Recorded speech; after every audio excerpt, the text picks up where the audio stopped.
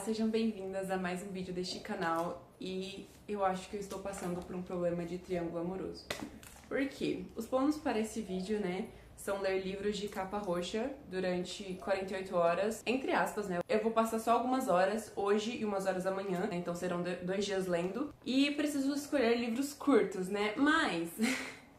meio que temos aqui 3 livros, porque eu tava realmente com vontade de ler um romance contemporâneo, só que ele é um pouco mais longo do que eu gostaria que fosse pra esse vídeo, né? Ele tem mais de 300 páginas, então eu não quero me arriscar de não dar tempo de ler. Então eu vou, com muita dor no coração, deixar esse livro aqui para um outro vídeo, e a TBR desse vídeo vai ser Tristão e Isolda, do Joseph Badger, e O Signo dos Quatro, do Arthur Conan Doyle, não sei. Mas enfim, ironicamente são 2 clássicos, né? Porque os livros de capa roxa, sim, eu tenho um hiperfoco na cor roxa, minha cor favorita. Os únicos livros de capa roxa curtos que eu tinha são esses 2 aqui, que ironicamente são 2 clássicos, porque eu não tenho tanto tempo assim, eu só vou passar algumas horas do dia de hoje lendo e outras horas do dia de amanhã lendo. Então tem que ser livros curtinhos. Esse livro aqui tem 135 páginas, inclusive eu tinha até pego um dia pra ler ele, porque ele tem até algumas marcações, mas aí eu pausei, né? Enfim, eu vou voltar a ler desde o início, porque eu já não lembro mais nada.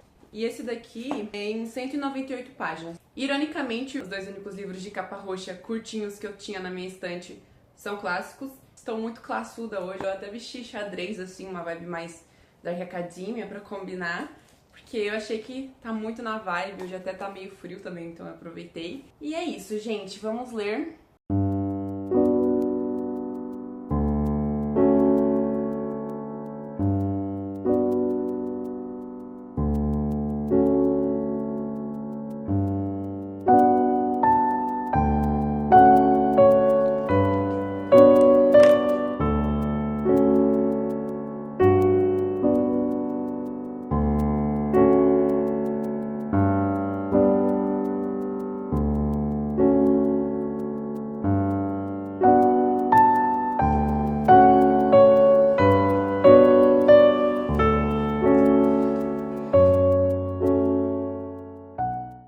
São tantas coisas pra falar que eu nem sei o que falar. Calma, vamos pelo começo.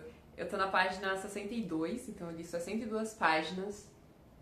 Assim, eu preciso primeiro começar contextualizando vocês que eu já li uma outra versão de Tristão e Isolda. Essa daqui é a versão da Helena Gomes, é uma versão brasileira, um livro nacional. Tristão e Isolda é um clássico aí de uma lenda celta que existe há mais de um milênio. Surgiu lá na época das cruzadas, mais ou menos, então tem várias poesias da época. Então é uma história que meio que foi se perdendo durante o tempo, mas tinham alguns registros, mas nunca a história completa, por isso que cada versão ela tem as suas diferenças, né? A história inteira se perdeu, mas alguns poemas deles foram restaurados, e aí cada autor meio que fez de acordo com o que achou melhor, seguindo fontes diversas, então juntando um pedaço de uma história, de outra, então cada versão tem as suas diferenças. E assim, esse livro aqui, ele foi o meu livro favorito durante muito tempo, ele foi o primeiro livro que eu li, assim, de literatura. Eu li ele, eu tinha entre uns 8 a 9 anos, então ele foi o meu livro favorito durante uns 10 anos, mais ou menos. Ele, inclusive, é ótimo pra quem tem medo de ler clássicos, pra quem acha que, eu não leio clássicos porque eu não sou inteligente o suficiente, porque eu acho muito difícil, assim, corta essa, tá? Isso aí é ladainha que o pessoal cria, assim, principalmente o pessoal cult, que, é só pra se achar que, olha, eu leio clássicos, entende? Como se clássicos fosse coisa de gente, assim, super, hiper, mega inteligente. Nós, meros mortais, não podemos ler. Podemos sim, tá? Inclusive esse aqui, ele tem uma escrita super fácil. A autora fez ele de uma forma que um público mais infanto-juvenil conseguisse ler e se identificar.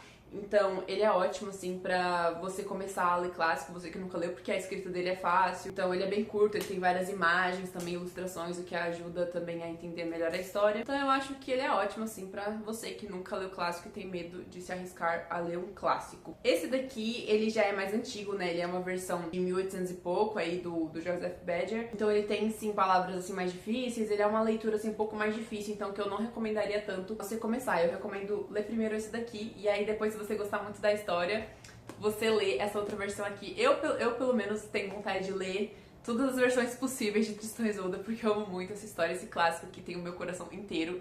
Inclusive, eu fico muito indignada com o filme que fizeram, porque, gente, a história é tão boa e fizeram um filme tão michuruca, sabe? Eu torço muito pra que um dia eles façam um outro filme de Tristão e Isolda, uma versão, só que numa versão melhor, sabe? Porque eles estão sempre fazendo 1 milhão de filmes iguais, da mesma história, tipo Drácula já lançaram, sei lá, uns 3, e Tristão e Isolda nunca vem aí, parece que é um clássico esquecido e eu fico muito indignada. Inclusive, né, recentemente hypou aí no TikTok aqueles edits com Golden Brown, e aí tem aqueles edits assim com o Cavaleiro e a Princesa. Me veio até a gente me perguntar livros dessa vibe de Cavaleiro e Princesa. Gente, vão ler Tristão e Isolda. Tipo, Tristão e Isolda. Literalmente Tristão e Isolda. É exatamente essa vibe que vocês procuram. Essa vibe de, ai, Cavaleiro e Princesa, ai, romance medieval, ai, que dragão, ai, que...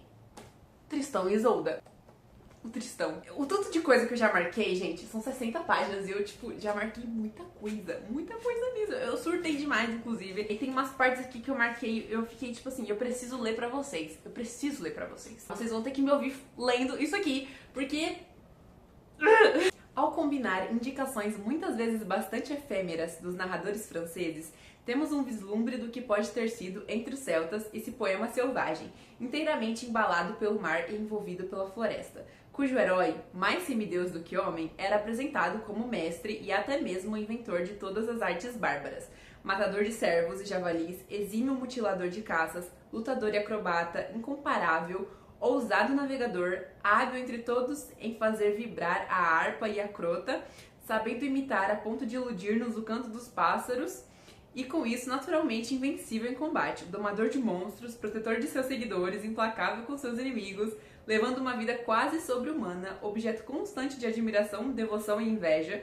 Esse tipo certamente formou-se há muito tempo no mundo celta, presume-se que fosse completado pelo amor. Isso aqui ele falando de Tristão, gente.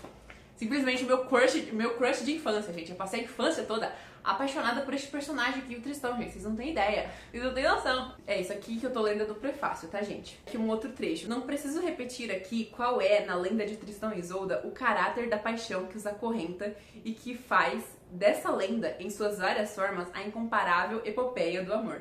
Recordarei apenas que a ideia de simbolizar o amor involuntário, irresistível e eterno por aquela bebida cuja ação e nisso, diferindo dos filtros comuns, continua ao longo da vida e persiste mesmo após a morte, dando à história dos amantes seu caráter fatal e misterioso. Evidentemente tem sua origem nas práticas da velha magia celta. Ai, como eu amo Tristão e Isolda, cara.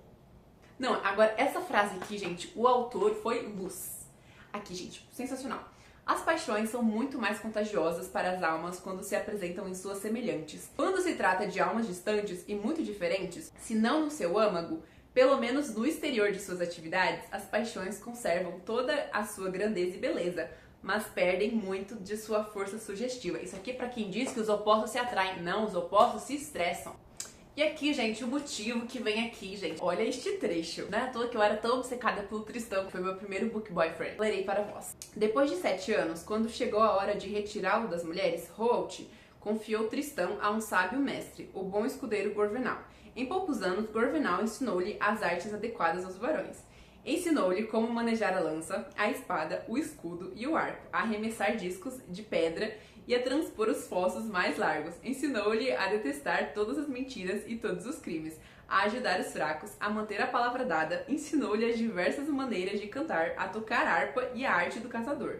E, quando a criança cavalgava entre os jovens escudeiros, era como se seu cavalo, suas armas e ele formassem um só corpo e nunca estivessem em estados separados. Ao vê-lo tão nobre e tão altivo, com ombros largos, quadris delgados, forte, fiel e valente, todos elogiavam Roald por ter um filho assim. Mas também, gente, quem que não quer um filho desse? O Enemies to Lovers desse livro aqui é elite. É elite. Gente, fala se isso aqui não é o auge, o ápice do Enemies to Lovers, gente. Isolda amava-o, queria odiá-lo, no entanto. Ele não a desprezara de forma tão vil, ela queria odiá-lo e não podia, irritada em seu coração por essa ternura mais dolorosa do que o ódio. Isso aqui é o Enemies to Lovers em sua versão raiz. Marquei mais um monte de frase também, mais um monte de coisa, mas assim, só pra eu não ficar aqui o dia inteiro só lendo frases pra vocês e quotes e vocês me acharem insuportável, eu vou ler só mais essa daqui, porque, gente, viva o romantismo. A Isolda, ela tá chamando o Tristão, ela vai lá e fala: entrai, senhor. Aí o Tristão fala assim: rainha, disse Tristão, por que me chamar de senhor? Não sou vosso soberano, mas pelo contrário, vosso vassalo, para reverenciar-vos, servir-vos e amar-vos como minha rainha e minha senhora? absolute literatura. Viva o romantismo! Isso aqui foi escrito em 1800, mas poderia ser facilmente um livro de romantasia lançado, sei lá, nesse ano. Porque, gente, é realmente muito atual, né? À toa que é um clássico, né?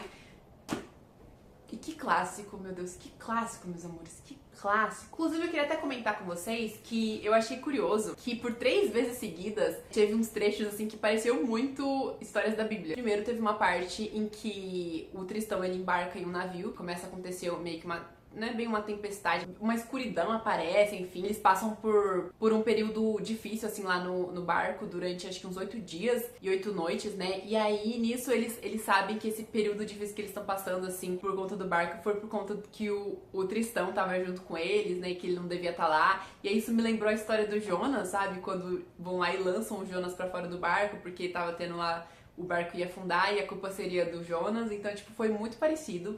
E aí uma outra parte também que me lembrou a Bíblia foi a parte que o Tristão ele toca harpa, né? E aí o rei Mark, quando o rei Mark não tava conseguindo dormir, ele chamava o Tristão pra tocar harpa. Isso não lembra um pouco pra vocês da história de Davi? E aí teve uma outra parte também que é quando o gigante ele vai lá afrontar o rei Mark, é o Tristão novamente que se propõe a enfrentar o gigante. Isso não lembra um pouco Davi e Golias? E assim, então, tipo assim, na primeira vez que apareceu, eu pensei, pô, não, deve ser só coincidência. Mas aí, da terceira vez, eu fiquei, caramba, não é possível. Eu acho que deve ter tido alguma inspiração, ainda mais que os trechos originais são mais ou menos da época das Cruzadas. E né, a gente sabe que na época das Cruzadas a Europa tinha uma grande influência cristã, né, da Igreja Católica. Então é bem possível que sim, ainda mais que esse livro em diversos momentos ele fala várias vezes de Deus, do Pai Nosso, então bastante cultura cristã aqui influenciada nesse livro. Então eu tô quase sentindo como se eu estivesse lendo uma ficção cristã, porque são muitos elementos cristãos nesse livro aqui, ou referências que me fazem lembrar. E eu tô tipo assim, curioso, que curioso.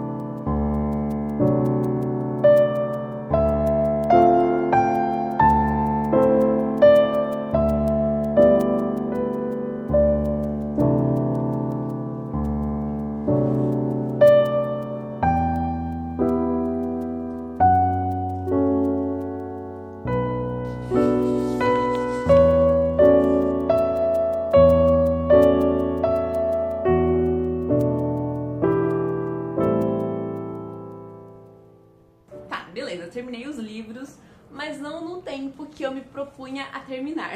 Eu falei 48 horas, que entre aspas, né, era num período ali dentro de 48 horas, né, não 48 horas seguidas. Mas eu acabei não conseguindo cumprir esse meu desafio, então eu demorei um pouco mais de tempo pra ler. Tudo bem, imprevistos acontecem, mas o importante mesmo, é que o objetivo central foi concluído, que era o quê? Era ler 2 livros, né? Agora, o objetivo específico, que eram as 48 horas, a gente deixa de lado, sabe?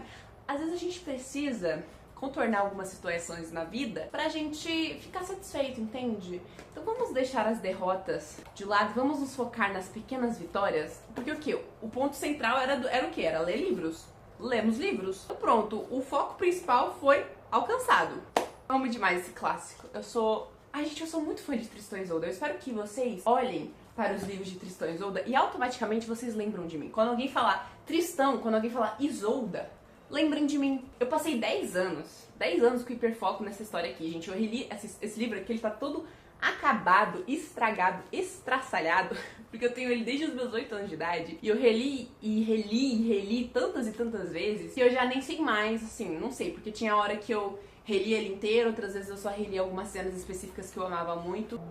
Leiam este livro, leiam este livro. Ele é meio difícil de conseguir, assim, comprar ele novo, mas vocês encontram em sebos ou em bibliotecas, principalmente em bibliotecas escolares. Tanto é que esse aqui, ó, ele foi até ganhado do governo, como vocês podem ver. Então, não é tão difícil, assim, de encontrar dessas outras formas alternativas.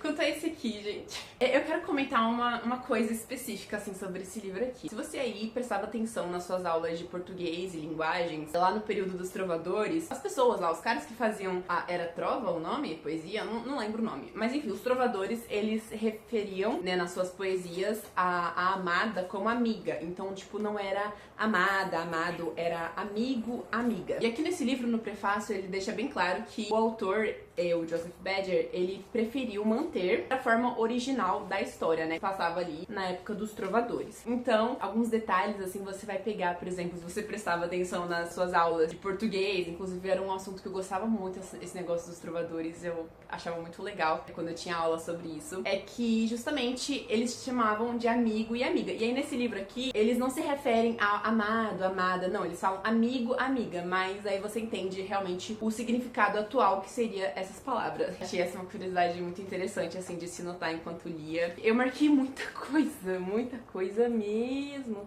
Gente, ele tá super marcado, super marcado. Como essa releitura aqui da Helena Gomes, ela é uma releitura mais atual, então ela tem mais de acordo com a escrita que a gente tem de hoje em dia, que é uma escrita um pouco mais pessoal, né? Eu sinto isso quando a gente lê um livro assim mais antigo, né? Que foi tirado de trechos originais de 1000 anos atrás, mas ele foi de fato escrito no século XIX, né, pelo Joseph Badger. Então você percebe que, tipo, não é uma escrita tão pessoal, sabe? Então, por exemplo, os autores, quando eles escrevem, Michelangelo, gente, se a cama estiver tremenda, porque o Michelangelo, ele tá aqui no tripé. Michelangelo, para com isso, pelo amor de Deus. Como eu ia dizendo, os autores, eles tinham na sua escrita um pouco mais de distanciamento. Então, por mais que você mergulhe na história, porque de fato essa história aqui, eu fiquei bem mergulhada na história, na ambientação, mas nos personagens em si, eu acho que você não mergulha tanto no sentimento deles. Mesmo que a história tenha um ar assim mais dramático e todos os sentimentos deles, as declarações sejam todas muito dramáticas, eu acho que você não consegue captar tanto, se visualizar tanto no sentimento dos personagens, quanto, por exemplo, uma narrativa mais atual. Eu sinto que a narrativa atual,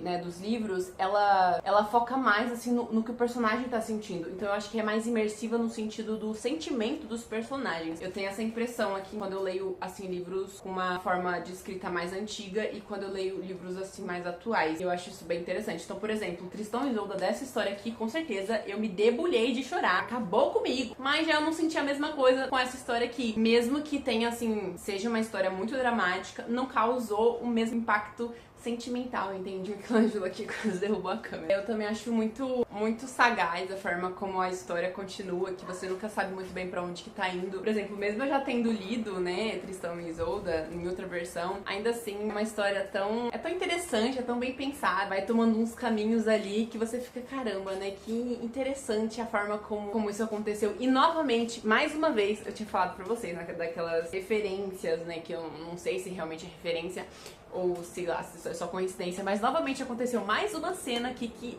acontece na história de Davi da Bíblia. E novamente aconteceu com Tristão e eu fiquei, gente, não é possível, a terceira vez que a história tem uns elementos muito parecidos com a história de Davi, e a quarta vez que tem um elemento ali que é muito parecido com um elemento bíblico, então assim, sabe, curioso. Inclusive sobre essa questão mais cristã, né, realmente o livro ele tem muito dessa essência cristã, então toda hora personagens agradeço a Deus, ou então Deus não vai permitir. Então é uma história assim, com bastante influência cristã, muita mesmo. E agora sobre o signo dos quatro. Ontem à noite, enquanto eu tava lendo, assim, eu não esperava que esse livro, ele fosse entrar pelo caminho que ele entrou. Porque eu já li um outro livro do Arthur Conan Doyle, que foi O Estudo em Vermelho, né, que é o primeiro livro do Sherlock Holmes. Era um suspense, assim, que não tinha nada, assim, de muito assustador. Era uma história, um suspense que você lia e tal, mas você não ficava com medo. Não era algo assim, nossa, meu Deus, que bizarro, que situação estranha. Então eu não tava esperando que esse livro ia tomar um rumo macabro. Aí eu tava ontem à noite, lendo à noite, aí a chuva começou a cair lá fora, né, conforme o livro ia ficando meio esquisito. E aí quando chegou na parte mais bizarra da história, simplesmente a luz começou a piscar. E eu não tava esperando. Justamente eu me peguei muito desprevenida, então eu fiquei assustada, minha alma quase saiu do corpo. Esse aqui, ó, é o criminoso que não tá me deixando gravar o vídeo. Então foi uma surpresa muito boa e também assustadora, mas foi muito bom. E, gente, eu gostei muito mais desse livro do que eu gostei do outro. Eu acho que também tem a ver... Não, eu acho que de fato tem uns elementos aqui que me fazem gostar mais desse daqui do que eu gostei do primeiro, mas também tem a ver porque eu li o outro faz muitos anos. Esse livro aqui, ele tem uma escrita um pouco mais difícil. Pra quem, assim, não tá acostumado, não leu tantos livros assim na vida, com palavras mais difíceis, quem não tá acostumado a ler coisas que fogem do romance, né? Eu, pelo menos, com 5 anos atrás, né? Eu não tava acostumada a ler... Gente, é o gato balançando aqui a câmera, tá? Não tava acostumada com livros que não continham romance. Isso colaborou também pra que eu não absorvesse tanto da história, né? Então eu sei que eu li este daqui no momento certo, porque, né, agora eu já tenho uma bagagem melhor, eu tô mais acostumada a ler coisas que fogem do romance, que não são somente romance, né? E, gente, eu amei demais a investigação, tudo aqui, a forma como foi escrita. Gente, que genialidade, que caso complexo, a forma como o autor pensou em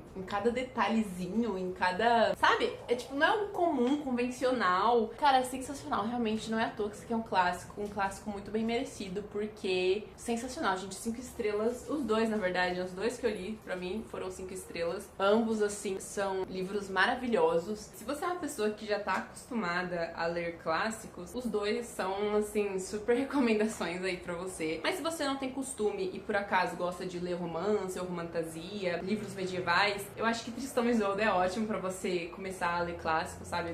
É um livro curto. A escrita eu não achei assim tão difícil. Inclusive eu achei a escrita desse daqui um pouco mais difícil do que essa daqui. Eu acho que ele é tranquilo, né? Esse aqui é mais tranquilo ainda, né? Esse aqui que ele é bem infanto-juvenil. É o que eu definitivamente recomendaria como porta de entrada pra clássicos. E se você é uma pessoa que gosta, assim, de suspense ou que quer se aventurar aí por um novo gênero, ou não tem medo e nem problema com livros com uma escrita um pouco mais difícil, que te desafia um pouco, aí eu super te recomendaria ler O Signo dos Quatro. Mas antes de ler O Signo dos Quatro, eu acho legal ler Um Estudo em Vermelho primeiro, porque esse livro aqui ele faz algumas referências a Um Estudo em Vermelho. Esse aqui definitivamente virou um favoritado, tá, gente? Eu amei o suspense desse livro, eu amei demais. Além da parte mais macabra, eu também não esperava nem um pouco que fosse ter romance aqui. Então, tipo assim, teve um pouco de romance aqui de uma forma inesperada. Então isso aqui também me surpreendeu bastante, que com certeza virou um favoritado. Acho que esse aqui também. Eu acho que Tristão e Isolda é difícil não ser favoritado, a não ser aquele filme lá que eu falei. Eu também quero aproveitar pra agradecer vocês, né, que comentam nos meus vídeos, gente. Muito obrigada, eu amo ler os comentários de vocês. Eu gosto bastante de poder conversar com vocês através dos comentários. Eu amo ouvir o que vocês têm a dizer, então muito obrigada pra vocês que comentam nos meus vídeos. Assim, eu sinto que eu não tô falando sozinha, então pra mim é maravilhoso. Antes de finalizar, eu queria comentar um pouco também sobre 2 notícias maravilhosas que eu recebi essa semana e eu fiquei assim... A primeira é que Deixa Nevar, né, que é uma ficção cristã nacional que, ai, é um dos meus livros favoritos. Eu amo. Vai ter a adaptação na Netflix, então, tipo, eu tô super ansiosa, eu espero muito que seja boa. Que notícia maravilhosa pro universo, assim, da ficção cristã. Ai, gente, eu tô muito feliz. Eu tô muito feliz. Eu tô muito feliz, eu tô com muitas expectativas também pra essa série, então eu espero muito que elas sejam cumpridas, né, porque, ai, essa história merece muito, muito, muito, muito. E também, né, falando em Netflix, Rebelde agora vai entrar no catálogo. Eu sou muito fã de Rebelde, eu amo. E eu tava realmente querendo muito maratonar a segunda temporada. Eu tava... Nossa, gente, esses tempos eu tava pensando na segunda temporada de Rebelde. Eu tava, gente, que saudade de assistir a segunda temporada de Rebelde. Agora eu vou poder, gente. Olha... Que maravilha! Eu queria também dizer pra vocês, caso comprem algum livro ou alguma coisa na Amazon, lembrarem de comprar no meu link. Vocês não vão pagar nada mais, o valor é o mesmo pra vocês, tá? O mesmo valor que vocês iam pagar comprando no link normal ou pelo meu link, sairia o mesmo, mas a diferença é que no meu link eu ganho uma pequena comissão ali da compra. Pra você não vai mudar nada, só muda pro dono da Amazon, que vem um pouquinho de dinheiro pra mim. Então é uma forma de apoiar aqui o canal se você for comprar livros ou qualquer outra coisa na Amazon. E também, se você não for inscrita, aproveita pra se inscrever. E esse foi o vídeo de hoje, gente. Até o próximo. Beijo!